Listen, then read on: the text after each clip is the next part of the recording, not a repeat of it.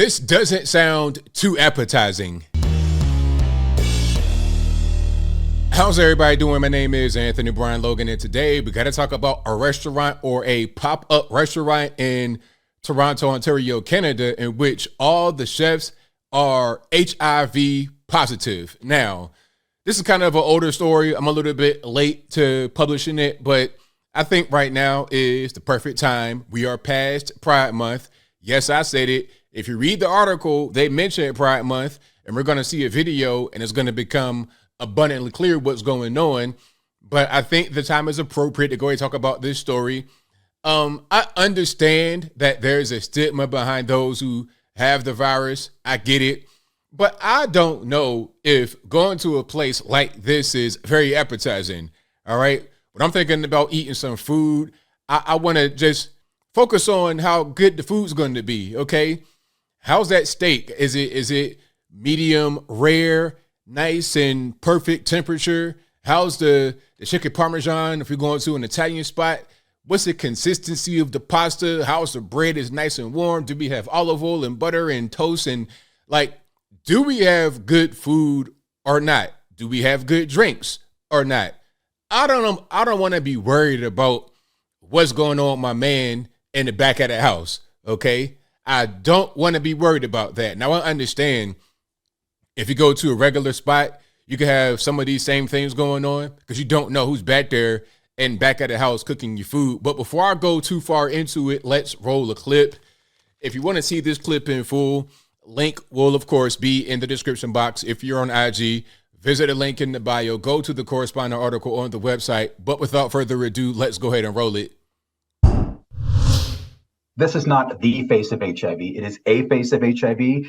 And it's just the diversity of folks living with HIV are just as diverse as the general population on the planet. Okay, now you hear him talking. Now take a look at the background and you see some things that are pretty interesting. Okay, and I'll just leave that there and we'll keep on going. Randy Davis was diagnosed with HIV in 2015. I was told you're HIV positive. I thought my life was over, that I was going to be alone for the rest of my life and no one would ever love me again. And all those internalized stigmas that we've been dealing with for 40 plus years just really do a number on you, even when you have the knowledge. On Thursday, June 15th, Randy is hosting this year's HIV Positive Eatery, an event aimed at smashing these stigmas. A world's first, this eatery staffed by people living with HIV was created in 2017 by Casey House, a hospital specializing in HIV care. 53% of Canadians still would not eat a meal prepared by someone living with HIV. So that's obviously highly stigmatic, antiquated notions of what it means to live with HIV. You cannot get HIV from someone preparing a meal for you or serving you food on the dishes that they also eat off of. So, I mean, I don't even know about that. My only thing would be, okay, if there's a cut or something like that going on, how does it really affect it? I think the way it works is if you get cut and the blood hits the air, you can't transmit anything that way because whatever the virus was would be killed right away. But there could be other ways, I suppose. I'm not really sure. It's an opportunity to raise awareness. And in the evolution of June's, it's an opportunity to raise money for Casey House. For me, stigma has always been a combination of ignorance and fear. This opportunity to share what it means to live with HIV to a broader audience, I think, again, it's a great help in what the whole point of this event is, and that's to smash the stigma around HIV. In addition to the eatery, Casey House is involved in this year's Stratford Festival season with a production that highlights a historic turning point in the public's perception of HIV. They play Casey and Diana, which had its world premiere at Stratford in May, documents the late Princess Diana's visit to the hospital in 1991, part of the princess's wider effort to increase public compassion for the HIV/AIDS crisis. For City News, I'm Stella. Okay, so that's the news clip right there. And again, I'll link to that in the description. Well, we see kind of what's going on. We got some kind of liberal-ish propaganda. You saw what was going on in the background of my man's setup there.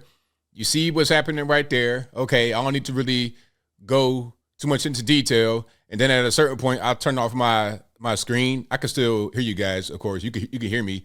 You see right there, it says Shady Queen. So we kind of know what's going on here, right? That's not And I'm not trying to, I'm not making any kind of assertion. I'm just observing what I see. Now, we have an article, actually. It's a quick article. We can just skim through this right quick. Toronto is getting a restaurant where all the food is made by chefs living with HIV.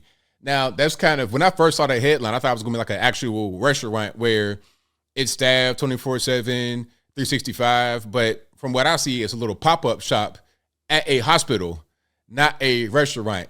But I guess you could call it a restaurant because they're going to serve food. It'll operate as a restaurant for a certain period of time.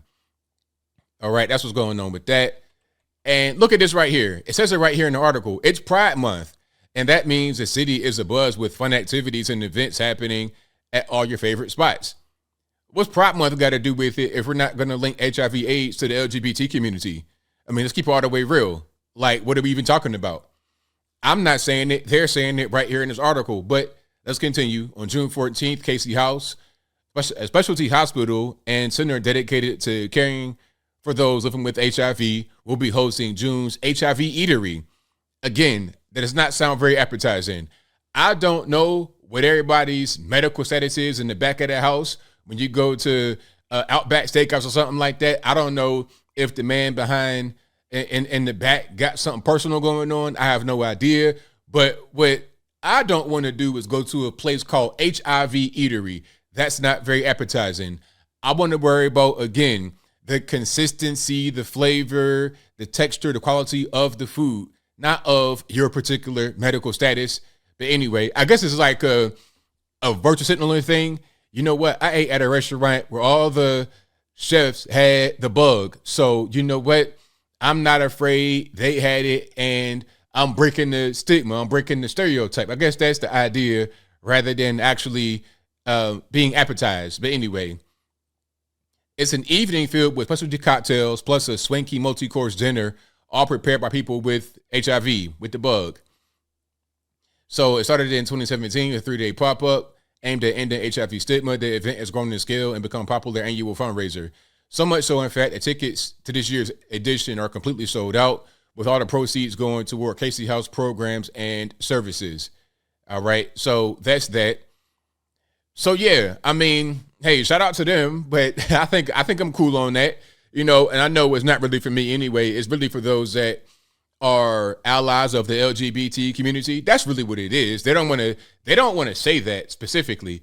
They kind of touched on it right there. It said it's Pride Month. What's Pride Month got to do with it if it's not about those who are in the LGBT community?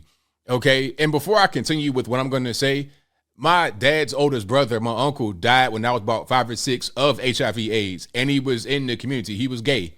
So I'm not hating on nobody.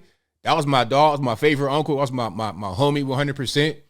He just happened to be gay and died of AIDS. Right during a time when it came out, it was like late 80s, early 90s. This is during a time when Anthony Fauci was giving misinformation about the virus, but that's a different story, and I digress. My whole point is that I have personal family experience with this. Ain't no hate, but it is what it is. Do you know that gay black males have a 1 in 2 chance of catching the bug? If you're gay and Hispanic, you have a 1 in 4 chance of catching the bug. For the males, of course. I ain't talking about the females. For the males, gay males that are black or Hispanic, every gay male population has a very high chance of catching the bug. That's who is typically catching it, and also those that are IV drug users. That's usually what it is. Now, anybody can catch it. You could be a woman, if the guy that you're with is a drug user, or he might be bisexual or something like that down low, you can get it from him. That's usually how that goes. It'd be an unsuspecting girlfriend or wife, and her boyfriend is out here with guys or getting high or something like that. Maybe she starts getting high and you sharing the needles. That's how the blood can transfer, because it's going to be inside the tube and no oxygen hits it. And that's how you're able to transmit it.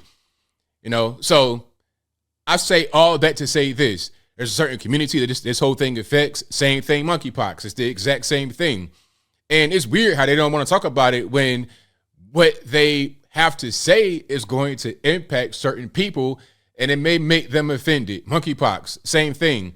It was gay males with a median age of 38. highly promiscuous gay males. They had certain criteria on New York City's website for you to get the vaccine. If you wanted the monkeypox vaccine, you had to be a gay male, certain age, with like 10 sex partners in the past month, some kind of crazy big number like that.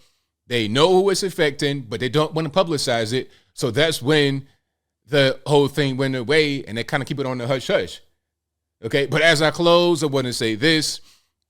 Shout out to these guys for, doing things for their community, I suppose. But me personally, if you say, hey, ABL, you want to go to an HIV eatery, I'd be like, nah, man, I'm good. You got it. Have fun, knock yourself out. But I'm gonna just go to Joe's Crab Shack and have a good time over there. Okay, whatever the guys got in the back, I'm gonna just hope that I'm gonna just hope for the best. But I'm not gonna go to a place where in the title I'm already not necessarily looking forward to it. Okay, but I think I'll leave that right there for now. And what say you? How do you feel about this particular pop-up restaurant? Do you want to go there? Does it sound appetizing, or is it even about that? Is it more about the fundraising efforts for this particular community and the hospital for HIV/AIDS patients? Whatever your thoughts are, let me know in the comments below. You guys know where I'm at. Ain't no hate in my heart for these individuals.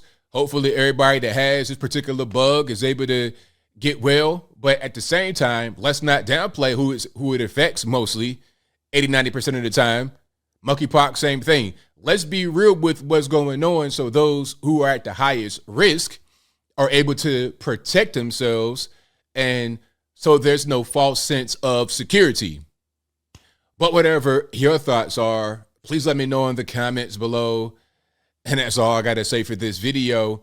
If you like what you heard, please comment, rate, share, and subscribe. Peace.